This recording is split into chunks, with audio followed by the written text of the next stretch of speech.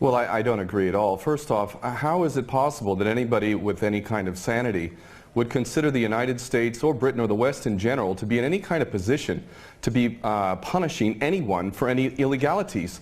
If we want to take a look at Iraq, there is at least 1 million, probably even close to 2 million dead. We invaded that country, destroyed it, created millions of orphans, millions of refugees, and never even so much as apologized for that. Let's go back to Vietnam, where we dropped 20 million bombs, more than all of World War II combined. We have destroyed so many countries. We have tortured and killed and maimed and raped around this planet. Who in the hell in their right mind would consider the United States or the West in general to be in any position to punish anybody? Never mind the obvious facts that this is a false flag attack and a long list of false flag attacks, which let's get into that, please. Well, we don't operate under international law. What we have is the color of law, the law of the jungle, in which the rich and the powerful basically determine what goes and what doesn't go. Iraq is a perfect example of that. Why isn't Tony Blair and George Bush rotting away in a prison cell for the rest of their lives? Because the law is not being applied. These are war criminals, and they should be in prison for the rest of their lives, if not executed, if their own rules were adhered to for their own crimes.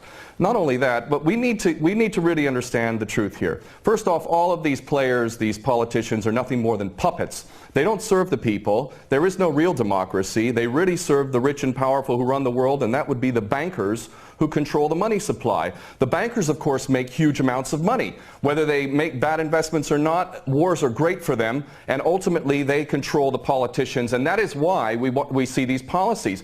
Obama and Cameron are nothing more than puppets who read the script, and the script is we need another war. And the reason why we need another war, according to these psychopaths who are running the world, is because more and more people, despite the clueless masses who continue to be entranced by things so ridiculous as X Factor and American Idol, there is larger numbers of people around the world who are realizing the truth and beginning to recapture the capacity to think for themselves. And they can see that these people who are being put in positions of public trust are defying that trust and representing an agenda which they could never speak about openly, because they're nothing more than prostitutes and nothing more than minions for the powers that be.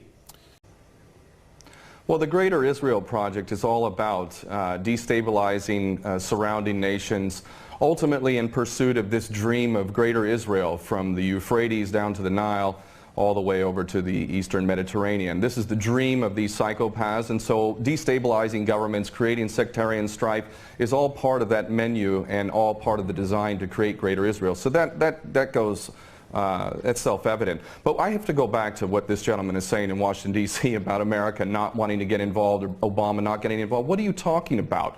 We have been arming people directly who are Al-Qaeda. Al-Nusra Front is Al-Qaeda. These people are psychopaths to the worst order. They are conducting suicide attacks. They are gassing people. We know, Carla Del Ponte said in May, that it was the so-called rebels in Syria that were using sarin gas, not the Bashar al-Assad regime. No, it was not. We know that the United States President is arming people who are on the U.S. terrorist list. He should be convicted of aiding and abetting, giving material support to a terrorist organization. But then again, you know what? We, the West, the United States in particular, Israel and Britain, are the biggest terrorists on the planet. So our little junior partners in Al-Qaeda, which is nothing more than a CIA database, thus the name Al-Qaeda, this is nothing more than a group of terrorists working together, each playing one different role, but all of them working together for the same goal, which is to maintain this hideous and sick and twisted, unjust world that we have, which is a perpetual state of war.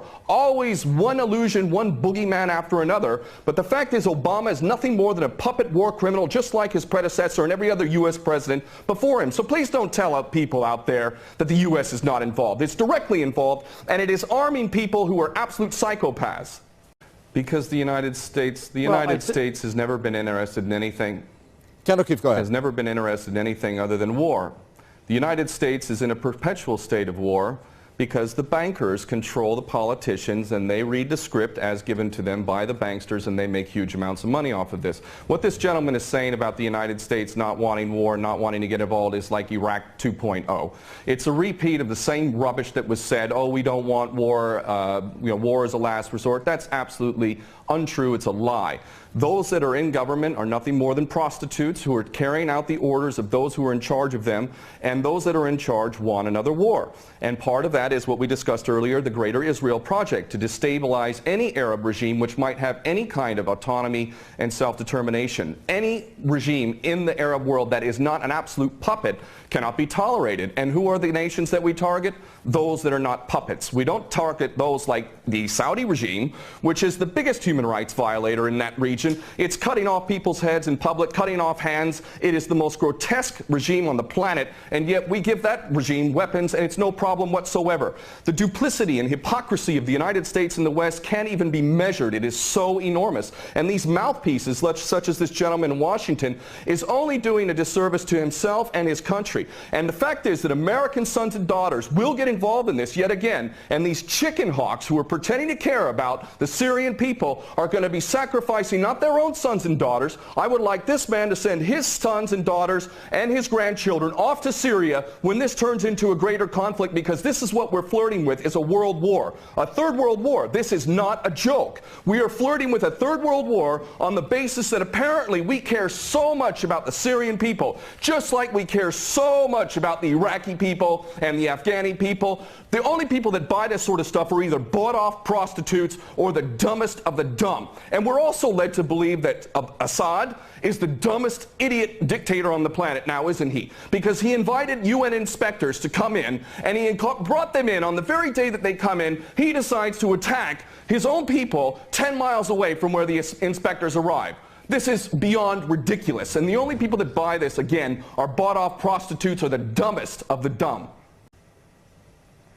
Well, there's no question that they don't intend for limited strikes, and that's not going to do anything. They want to go in full scale. That's the plan. Of course, they'll use pretext to be able to justify the initial attack, and then they'll concoct more things to justify a greater involvement.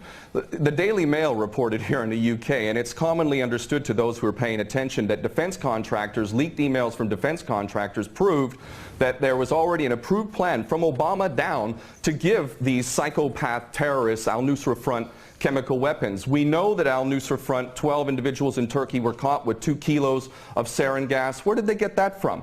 And this is, you know, clearly a false flag. We understand this to be true, and it's the only way that they could justify an attack at all. And I have to say, I'm happy that the gentleman in Washington mentioned Dempsey, General Dempsey of the Joint Chiefs, because I'll tell you what, more than anything else, it is the true American patriots, those who are sick and tired of having given up their life to basically serve the American dream, the American nation, the Constitution that they swore to uphold. It's those military men and women. It's you now. It's coming to you now. Are you a patriot or are you not? Are you going to let your nation descend even further into the chaos and corruption that has been so sick and so twisted that it's destroying American lives as well as the rest of the world, to the tune of 22 American servicemen a day who are committing suicide? Are you going to sacrifice more of your American sons and daughters for Israeli wars, for Zionist wars? Are you going to continue to do that because you are not a patriot? You are in fact aiding and abetting the terrorists you supposedly think you're fighting against.